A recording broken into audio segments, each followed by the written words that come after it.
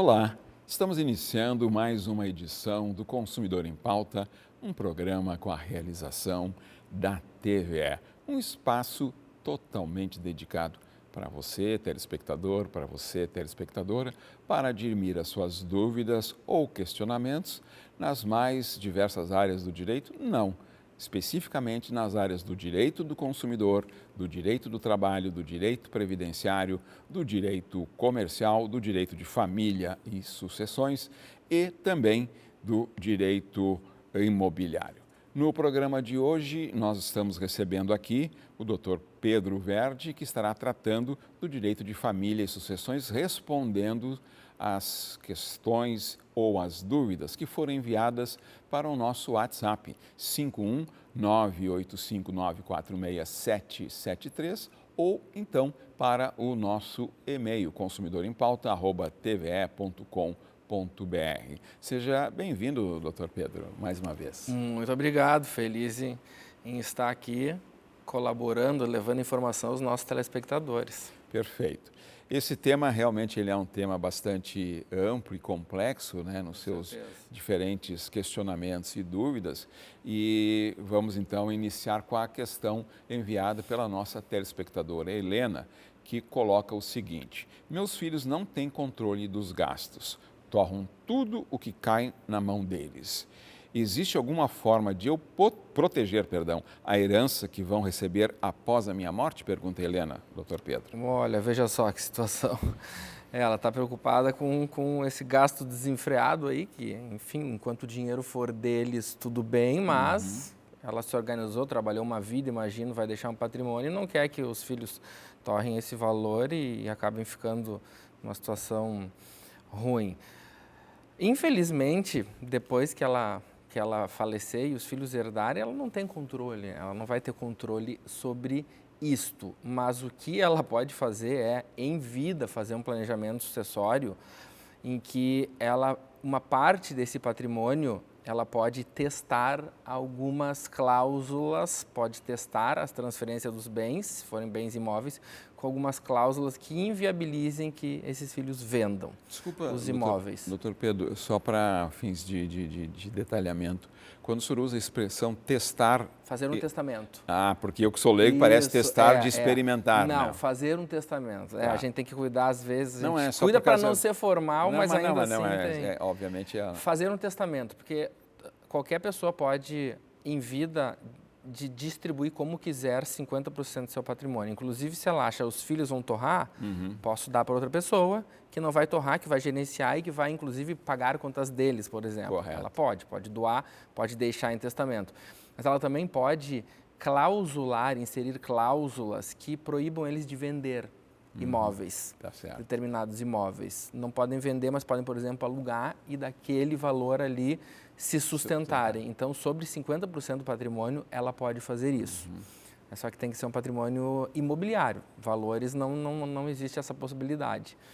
Mas... Isso ela faz formalmente num cartório? Formalmente num cartório, exatamente, num testamento. Ela pode estabelecer ali que os valores vão ser liberados de X forma, com relação a 50% do patrimônio. Vai ser liberado de acordo com... Às vezes pode condicionar a cursar uma universidade, terminar um curso superior, ou liberar ao longo dos anos ali, conforme os filhos vão alcançando algumas expectativas ali, metas que ela cria. A próxima questão foi enviada pelo nosso telespectador Matias e ele traz o relato e o contexto que fizeram emergir a sua questão aqui, tá? Eu me separei da minha companheira há 2 anos. Foi uma separação não formalizada. Nós tínhamos uma conta bancária onde fazíamos depósitos periódicos. Não fizemos a partilha do que tinha nessa conta e eu, após a separação, continuei fazendo depósitos. Agora, a minha ex-companheira quer a partilha de tudo que está na conta, o que não estou concordando. Tem dinheiro meu que foi depositado após a separação. E aí as duas questões que ele traz para o senhor, doutor Pedro. Ela está certa em pedir a divisão de tudo?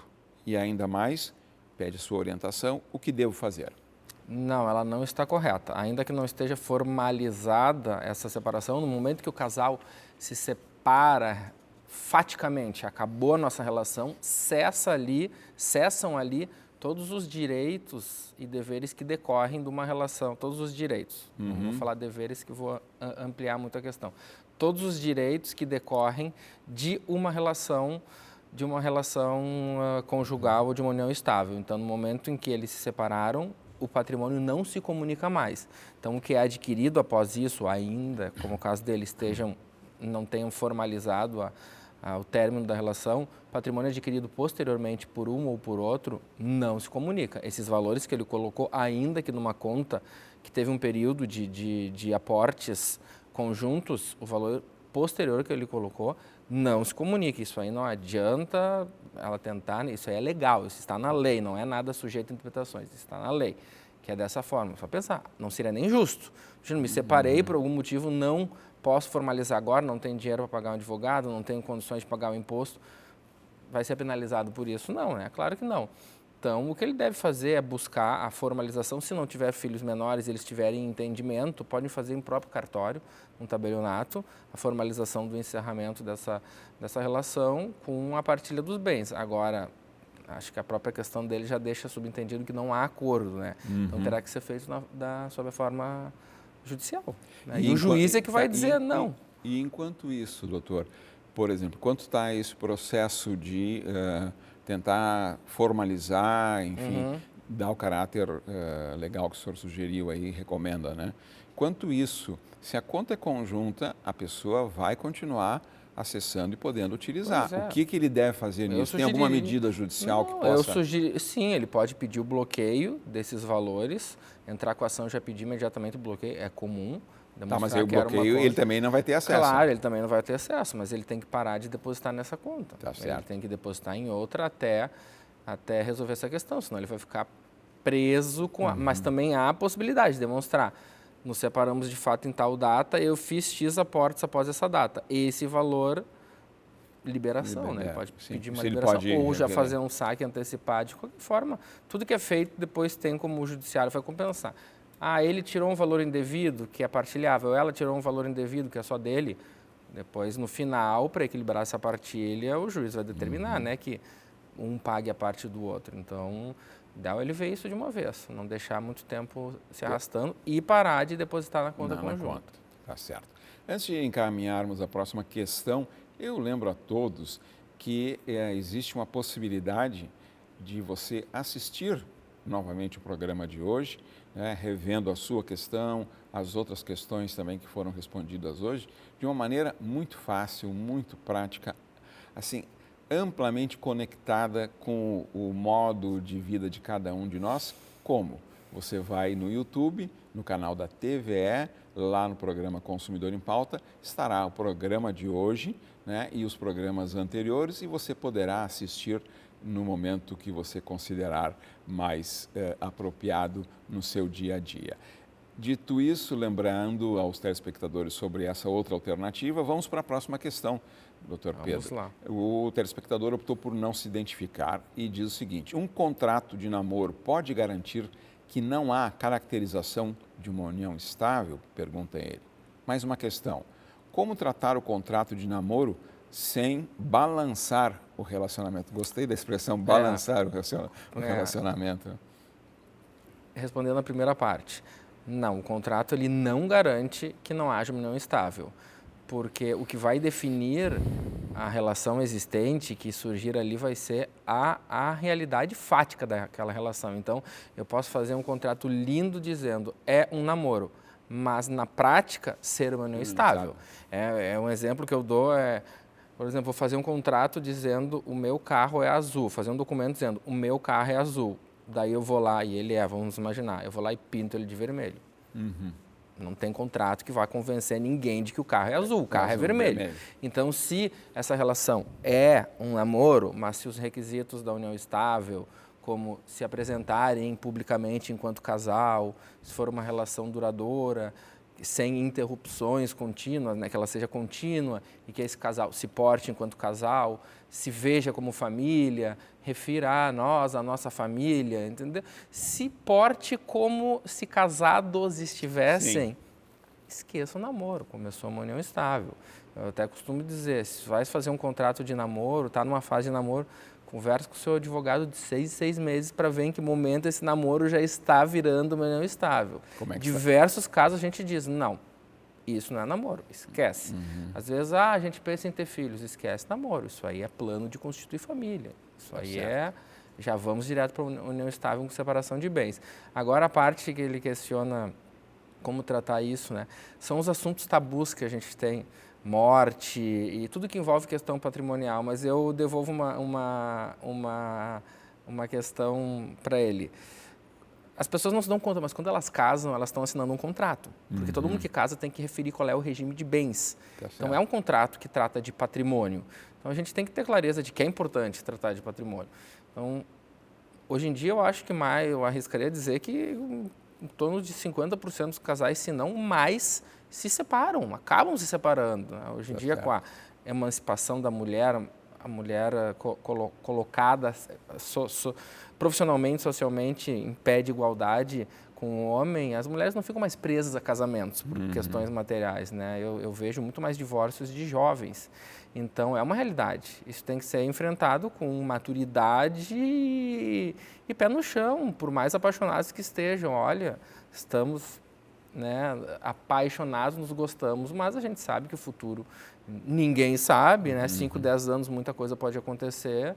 Então, a gente tem que pensar também patrimonialmente. E que eu sempre digo, não por mim, mas também pela outra pessoa. Né? O problema é quando há uma disparidade muito grande e isso é levado pelo que tem maior patrimônio.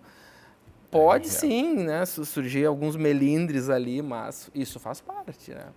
Antes de irmos para o intervalo, a pergunta da nossa telespectadora Tereza, também nessa área da união estável. Meu companheiro será meu herdeiro em caso de morte e em caso de dissolução da união estável?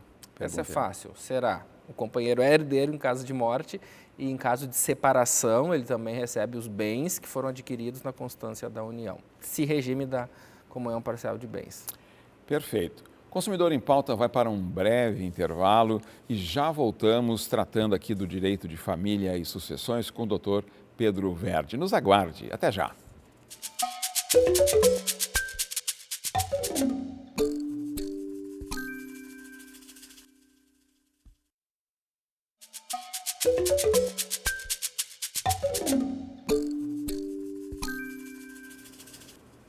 Estamos de volta com Consumidor em Pauta, um programa com a realização da TVE.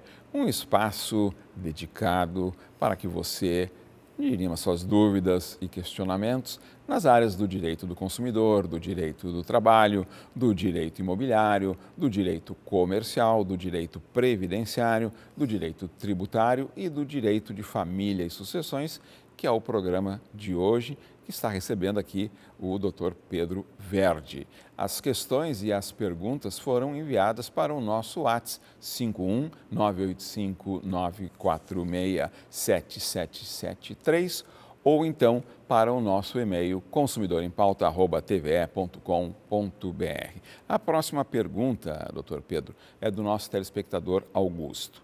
E ele diz o seguinte: sou casado pelo regime de comunhão parcial de bens. Antes do casamento, eu tinha um apartamento e um carro. Caso eu venha a me divorciar, esses bens que adquiri antes entram na partilha? Pergunta ele. E ele ainda faz um registro. O apartamento está alugado. Não entram na partilha. São bens particulares, como a lei determina, né? A lei define. Então, bens anteriores ou recebidos a título de herança são bens particulares e não serão partilhados. Agora, o imóvel, os frutos dos bens particulares são partilháveis. Então, ele tem esse imóvel que está alocado. Vamos imaginar que esteja alocado por 2 mil e ele esteja aplicando em alguma conta, ou até mesmo gastando, mas metade desse valor, R$1.000, é partilhável com a companheira. Agora, se estão gastando, está sendo consumido no sustento familiar, mas vamos imaginar que uma parte ele consiga fazer uma poupança. Metade daquela poupança ali vai ser partilhável, porque é fruto. Fruto é partilhável, a não ser que façam, quando faz o pacto antinupcial com separação total, inclusive dos frutos, é o único caso que não é. Mas no caso dele, pelo regime que ele refere, a forma como ele traz a questão, é partilhável sim. Tá certo. A próxima pergunta foi enviada pelo nosso telespectador Rodrigo. Estava lendo outro dia o depoimento de um ator que está processando as filhas, entre outras coisas, por abandono. Os filhos são realmente obrigados a prestar assistência aos pais, mesmo quando nunca houve convivência? Pergunta o Rodrigo. Olha, direito de família puro contemporâneo essa questão aí. As relações, a necessidade do mútuo auxílio de pais para filhos, auxílio sustento, pagar a pensão alimentícia, prover, ela também vale no caso inverso, filhos para os pais quando eles necessitam. Porque se eu tenho um filho, eu estou dando toda aquela condição dele chegar onde ele chegou. E no momento da velhice, a gente sabe que muitas pessoas precisam do amparo, tanto emocional, psicológico, quanto material. Se ele não for prestado, sim, esses filhos podem ser obrigados a pagar pensão, a auxiliar no sustento dos pais, e ninguém tem como forçar que alguém que não gosta, né, um filho que não gosta de um pai que não gosta, passe a gostar e passe a conviver. Mas existe também a possibilidade de que eu acho que é o caso que ele refere, que ocorre bastante isso, de se entrar com ação, um pleito de indenização, inclusive por abandono afetivo e abandono material. Inclusive, o abandono material é crime. É crime no Brasil, é previsto na legislação. Implica o quê? Prisão, por exemplo, dependendo do caso? Dependendo do caso, sim. Eu não sei exatamente qual é a previsão legal nesse caso ali, porque tem as atenuantes, os agravantes, sim. Mas abandono material de idoso está previsto com o amparo do Estatuto do Idoso e da legislação penal comum. Um regramento. Mas mesmo, por exemplo, nunca tido convivência com os filhos? No caso, nunca houve convivência. Ele pergunta se nunca houve, mas no início da questão ele dá a entender que houve, em algum momento tinha. Não interessa, porque existe uma relação, a solidariedade familiar, ela independe de ter ou não ter convivência. Até porque, vamos pensar pela lógica, o filho que tem convivência não vai se negar a ajudar. Claro. Quem se nega é aquele que, por determinado momento, se afastou. E não interessa. A única situação que exime um ou outro de ter que ajudar o outro, e um ou outro eu digo pai ajuda filho, filho ajuda pai, é quando o que está pedindo ajuda agora se negou a ajudar. Entendi. Então, um pai que se negou a pagar pensão alimentícia para um filho não pode, depois na velhice, pedir pensão. Pedir pode, mas não vai levar. Não vai levar. Tá certo. A próxima questão foi enviada pela nossa telespectadora Mariana. Tenho um filho de 10 anos e nunca pedi pensão para o pai dele. Agora a situação está complicada e pretendo entrar na justiça pedindo a pensão. Posso solicitar, inclusive, que ele pague retroativamente, isto é, os 10 anos que não contribuiu com nada? Pergunta a Mariana, doutor Pedro. Do fim para o início. Retroativo não pode, porque seria um encargo muito grande para ele se ela nunca precisou por esse período aí. Agora vai pedir 10 anos retroativo? Difícil que ele tenha, vamos imaginar. A probabilidade de não ter condições de pagar é muito grande, né, se a gente considerar a realidade brasileira. Mas a pensão alimentícia é devida a partir da citação. No momento em que tu entra com uma ação, pede a pensão alimentícia, o réu é citado, aí sim é devedor. Ele tem que começar a pagar. Se ele não pagar, cada mês que ele não está pagando, vai se somando, corrigindo com juros, correção monetária e será devida. Ela pode pedir, ela deve pedir.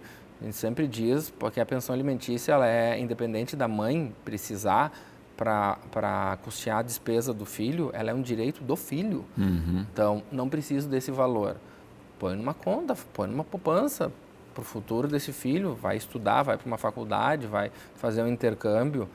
Ela deve, ela pode e deve pedir, mas retroativo não. Não vai conseguir. Não está aqui na pergunta da Mariana, mas só para esclarecimento aí mais de informações passadas, talvez eu esteja desatualizado. O não pagamento da pensão, pelo menos que eu me lembro, de novo, não sou da área do direito, que era é o único caso. É o único caso. Hoje em dia é o único caso da prisão civil, pode ser preso. Pode ser. Sim, 3 meses. Sem pagamento pode ser decretada a prisão. Penalizado, está certo. A próxima pergunta, doutor Pedro, a telespectadora optou por não se identificar. E ela relata: meus pais faleceram e abrimos inventário dos poucos bens que tinham. Um dos meus irmãos mora em uma casa deixada como herança. Todos nós pagamos o IPTU desse imóvel. Esse irmão que mora na casa tem que pagar aluguel para os outros herdeiros? Pergunta a telespectadora. Ele tem que pagar aluguel e ele tem que pagar o IPTU. Sim. Se ele está utilizando exclusivamente, é como se fosse um inquilino, porque senão os outros estão pagando para ele.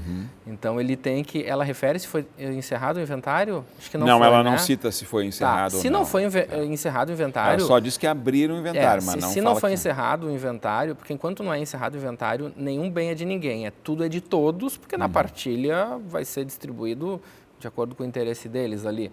Mas ele tem que pagar, e não é para nenhum dos herdeiros, mas para o espólio. Ele tem que pagar para o conjunto de bens que existe para custear as despesas do próprio espólio. Então, se for um inventário judicial, por exemplo, vai ser depositado em juízo esse valor e quando eles precisarem para pagar, por exemplo, os IPTUs de outros imóveis ou até as custas judiciais, eles vão pedir o juiz um alvará para liberar esse valor. Então, não se deve destinar direto para os herdeiros, mas uma conta que é a conta espólio, que se chama, que sempre é recomendado que se abra uma conta para gerenciar valores a serem recebidos ou de aluguéis, etc. Mas quando está se usando, eu sempre gosto de dizer, o raciocínio, quando tem um herdeiro utilizando um imóvel, o raciocínio deve ser o mesmo se fosse um inquilino. Ele está usando, ele vai pagar as despesas decorrentes ali, não uma manutenção grande que vai incorporar o bem, mas aluguel, condomínio, IPTU, as contas dos serviços gerais, a eletricidade, água, gás, etc. Então, eles têm que pagar. E há a possibilidade, doutor, de fazer uma formalização antes do encerramento do inventário? Eles podem, conversar com ele, fazer um contrato de locação? Com certeza. E se ele se negar a pagar esse IPTU, ele pode ter essa parte abatida do que ele receberia ali na frente. Tá. Eu já vi em diversos casos. Às vezes o IPTU é pouquinho ali, frente a um patrimônio, mas às vezes implica num percentualzinho ali, 1%, 2% a menos, porque não é justo, né? Claro. Que os outros estejam privados do bem e ainda pagando pelo uso. Pelo uso, né? O tema da área do direito de família e sucessões, ele é realmente muito... Caso a caso. Cada caso é um caso, né? Muitos casos as pessoas deixam. Um que tem uma situação financeira um pouco desfavorável, deixam morando. É muito comum também. E é óbvio que a primeira recomendação é procurar um advogado para poder fazer todo o suporte, né, desses detalhes todos. Mas aí uma pergunta, doutor Pedro. As pessoas de classe econômica com condições, isso é muito claro, né? Sim. E aquelas pessoas menos favorecidas, elas têm algum serviço na área pública que possa orientar, sei lá, a defensoria, que possa ajudar? São os canais que eles podem... A defensoria pública, com certeza, é um canal. E tem algo que é uma excelente pergunta, para eu poder trazer isso aqui. As universidades, elas prestam uma assessoria jurídica, né? Tanto, por exemplo, a URGS, a PUC, elas têm na URGS é o SAJUIR, que é o Serviço de Assistência Judiciária. E as pessoas vão lá, pessoas que não têm condições de pagar, e vão ser atendidas por alunos já em fim de curso, com orientação de professores e de outros advogados que se candidatam para fazer. Que bom. É muito bom esse serviço, funciona muito bem e ajuda muita gente. Que legal. A próxima questão foi enviada pelo nosso telespectador Joel. Estou me preparando para fazer um testamento, pois não tenho herdeiros. Existe alguma possibilidade desse testamento ser contestado por alguém, mesmo tendo sido feito em cartório e com testemunhas, doutor Pedro? Contestado pode ser, mas não tem nada que possam invalidar. Não. Testamento feito em tabelionato, em cartório, com as duas testemunhas. Está certíssimo. Resignem-se. Está certo. A questão enviada por um telespectador que não se identifica diz: minha mãe, com mais de 90 anos, mora com a minha irmã. Não estou gostando do jeito como estão cuidando da velhinha e tentei levá-la para morar comigo. Minha irmã não aceita de jeito nenhum. Estou desconfiado que não abre mão da nossa mãe por causa da pensão que ela recebe. Tem alguma coisa que eu possa fazer para que a minha mãe vá morar na minha casa? Bom, em primeiro lugar, se ela está lúcida, a decisão é dela. Ela que vai dizer onde ela vai morar, qual é a preferência dela. Agora, se ela já está num nível de uma perda da lucidez ou uma senilidade, algo nesse sentido, aí sim, aí seria o caso, se ela não tem condições de manifestar, essa telespectadora, bem como está telespectador, bem como está fazendo, tem que ficar atento, observar, inclusive pode pedir prestação de contas para olhar, verificar os valores, né, como é que estão sendo geridos os valores da mãe, e se for o caso então da incapacidade, pode-se pedir a interdição e daí num processo de interdição demonstrar, olha, não está sendo bem cuidada, então eu gostaria de ser curador e trazer para residir comigo.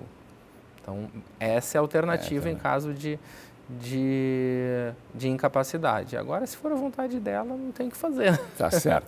Doutor Pedro Verdi, muito obrigado pelas suas contribuições aos agradeço. nossos telespectadores e telespectadoras. Consumidor em Pauta fica por aqui e aguardamos todos vocês na próxima edição. Até lá!